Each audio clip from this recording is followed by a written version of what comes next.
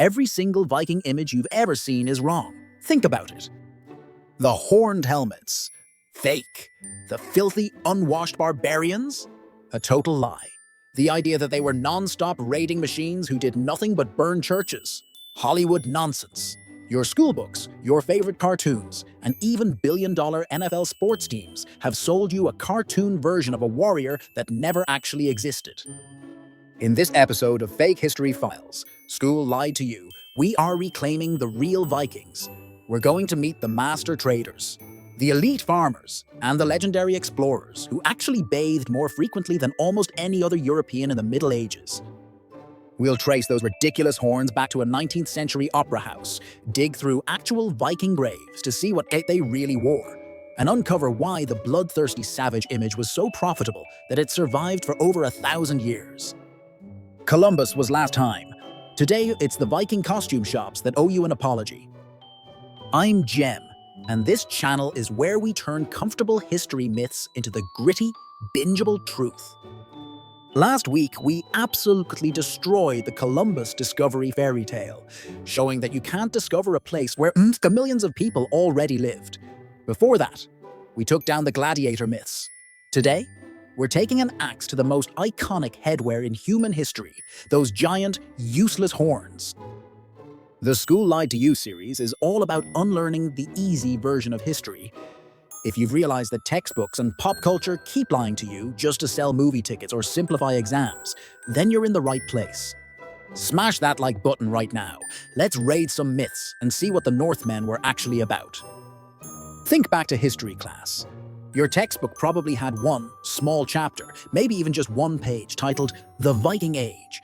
It usually gave you a simple timeline: 793 AD, the raid on Lindisfarne, to 1066 AD, the Battle of Stamford Bridge. In that chapter, 3 simple claims were guaranteed to get you full marks on a test. Claim 1. They wore horned helmets. Your teacher probably showed you a drawing or a slide of a man with 2 massive bull horns attached to a metal cap. You were told this was their signature look to intimidate enemies. Claim 2. They were filthy, stinking barbarians. The narrative was that they were uncivilized compared to the noble Christians of Europe. They didn't bathe, they smelled like rotten fish, and they had matted hair filled with dirt. Claim 3. They only raided and pillaged. According to the school version, Vikings didn't have a culture, they had a killing spree. They hopped on boats, stole gold, burned books, and went home to drink out of skulls.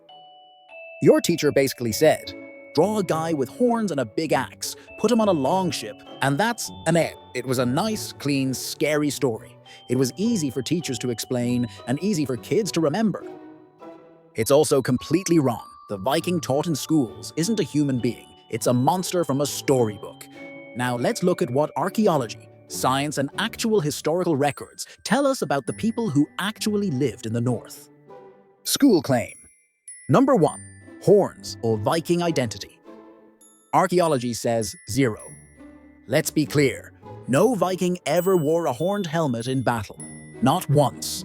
In the thousands of Viking Age graves we've excavated, how many horned helmets have we found? Exactly 0. The only intact Viking helmet ever found is the Groomed helmet from Norway. It's a beautiful, practical iron dome with a spectacle guard to protect the eyes and nose. It looked like a sleek, tactical piece of equipment. No horns, no wings, no nonsense. So where did this lie start? We can point to one man, Richard Wagner. In 1876, Wagner staged his massive opera cycle, The Ring of the Nibelung. His costume designer, Carl Emil Doppler, wanted the characters to look ancient and legendary. He looked at some Bronze Age artifacts, which were 2,000 years older than the Vikings, and thought, horns look epic, let's put them on the actors. The opera was a global sensation. Because people loved the music, they adopted the look. Then came the 19th century nationalist movements in Germany and Scandinavia. They wanted their ancestors to look like fierce, wild giants to inspire national pride. Horns fit that warrior spirit perfectly. But think about physics for a second. If you are in a shield wall and someone swings an axe at your head, a smooth helmet makes the blade slide off. A horned helmet acts like a hook. The axe catches the horn, snaps your neck, or rips the helmet off your head. The horns would snag on tree branches, get caught in the ropes of a ship, and make you a massive target for any archer. In a real fight, a horned helmet is a suicide vest for your head. Wagner's fake image spread like a virus. By the 1920s, it was in comics. By the 40s, Disney cartoons made it the official look for kids. Today, the Minnesota Vikings and Halloween shops have cemented a lie that started in an opera house 800 years after the Viking Age ended. School claim. Number 2. Filthy barbarians. Graves says, grooming obsessed. The idea that Vikings were dirty is one of the most ironic lies in history. In reality, they were likely the cleanest people in Europe. When archaeologists dig up Viking sites, the most common artifacts they find aren't swords, they are combs. They find ear spoons for cleaning wax, tweezers, and specialized nail cleaners made from bone and antler. Viking men and women were obsessed with their hair.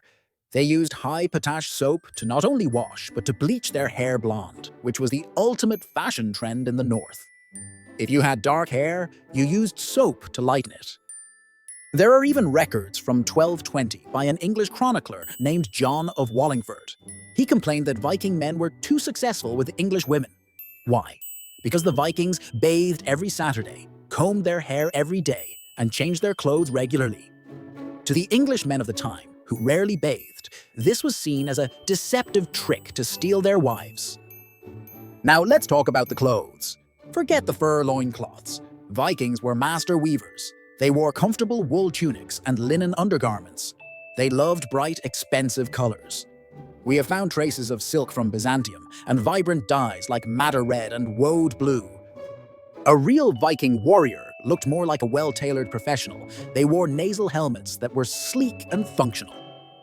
They wore chainmail shirts, if they were rich, that were lighter and more flexible than the heavy plate armor we see in movies. Their hair wasn't matted with dirt. It was often styled. Men often wore long hair in the front, with the back of the head shaved, the reverse mullet of the 10th century. They were groomed, they were colorful, and they smelled like soap, not wood smoke and blood. School claim. Number 3. Non-stop raiders. Reality, 80% traders and farmers.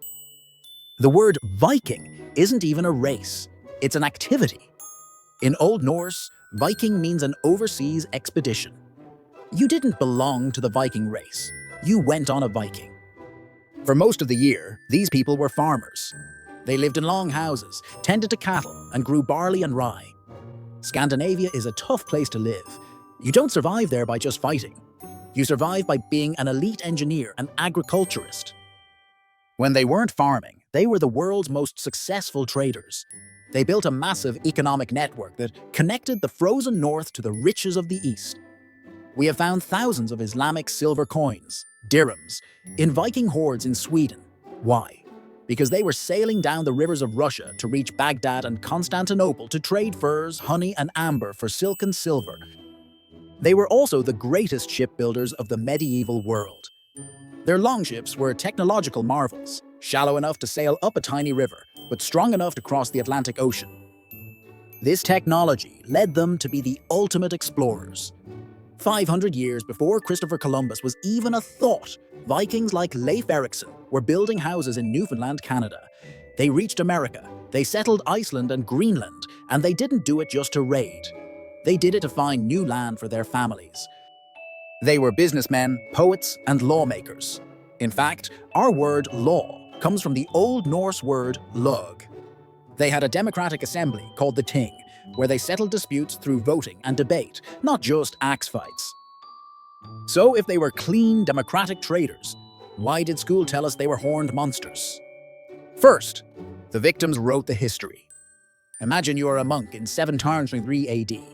You spend your life in a quiet monastery, and suddenly these tall foreign pagans show up, take your gold, and leave. You aren't going to write about how well combed their hair was. You are going to write that they were demons sent by God to punish the world. Since monks were the only ones writing books in Europe, their horror story version became the official record. Second, 9th century Romanticism. As we saw with Wagner, the 1800s were a time when European countries were looking for heroic origins. They didn't want a traitor ancestor, they wanted a warrior ancestor. They exaggerated the violence to make the stories more exciting. Third, Hollywood and commercialism. A movie about a Viking negotiating a trade deal for walrus ivory is boring. A movie about a guy with giant horns screaming and burning a village is a blockbuster. Pop culture loves a villain template. Once the horned helmet became the visual logo for Vikings, it was impossible to get rid of. It's instant recognition. If you see a guy in a tunic, you don't know who he is. You put horns on him, and everyone says, "Oh, a Viking." We've traded historical truth for a cool-looking brand. We turned a complex civilization into a one-dimensional villain because it's easier to sell toys and movie tickets that way. The real story of the Vikings is much more impressive than the myth. Think about it. Isn't a guy who can sail a wooden boat across the Atlantic using only the stars and a sunstone more interesting than a guy with fake horns on his head? But this brings up a huge debate in history. Team Cartoon Vikings says, "Who cares? The horns look cool. It's part of our modern culture now. Let the NFL keep the horns. Let the movies be epic." History doesn't always have to be a boring lecture.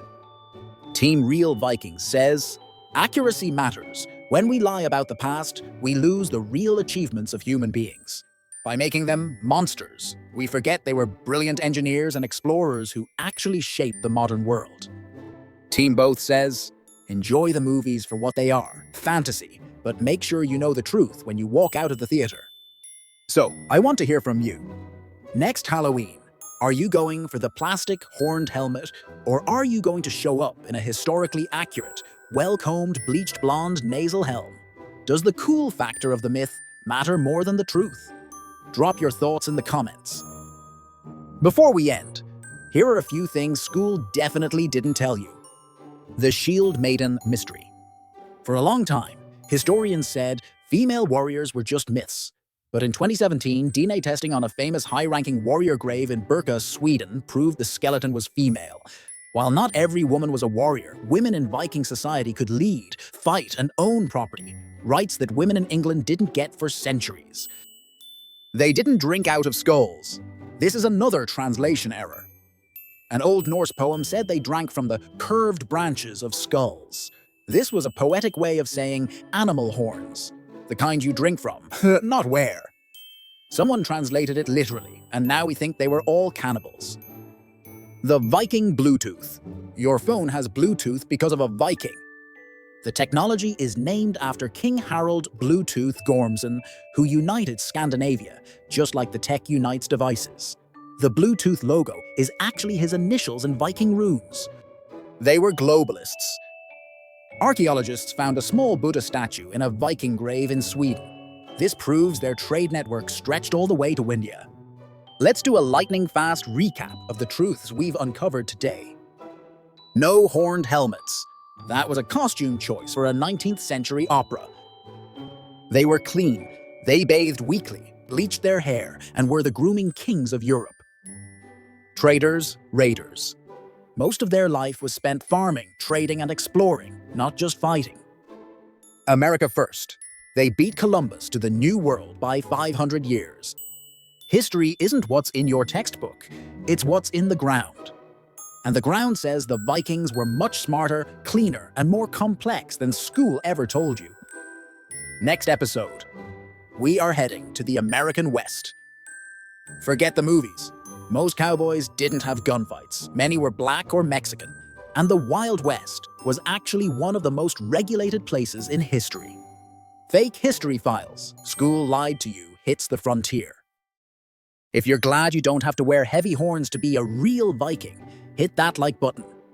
Subscribe for your weekly dose of myth destruction.